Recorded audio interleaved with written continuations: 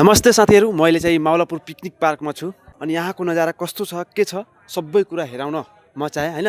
तपाईहरु अन्तिमसम्म जुरिराख्नु ल, भित्र आउनु, आउँदै गर्नु, अलि छिटो नै आउनु, छिटो छिटो। अनि यहाँ चाहिँ मान्छेहरु आउँदाखेरि यहाँ बसेर चाहिँ फोटो तान्ने गर्छ, हेर्न सक्नुहुन्छ। एकदम यहाँ पनि लेखेको छ मावलापुर पार्क, एकदम राम्रो छ, तपाईहरु आएर घुम्न सक्नुहुन्छ हैन। अनि अहिले चाहिँ यहाँ यसबाट पानी आउँथ्यो, अहिले चाहिँ बन्द छ, व्यवस्थापनमा चाहिँ कमी भएको छ। एकदम सानो पार्क छ तर राम्रो पार्क छ। यतातिर चाहिँ झुलुवाहरू लगाएको छ, यहाँ चाहिँ मान्छेहरू आएर इन्जोय गर्ने गर्छ, हेर्न सक्नुहुन्छ। यो चाहिँ फिस रेस्टुरेन्ट छ माथि हैन। अब माथि त अहिले बन्द छ, जान सक्दैन, पछि चाहिँ फेरि आउला। त्यसपछि यही एकदम सानो छ, सानो पार्क। अनि मावलापुर पिकनिक पार्कको अलिकति यो पछाडि रहेको छ, एकदम राम्रो नै लुक रहेको छ र यतातिर झुलुङ्गे पुल रहेको छ हैन।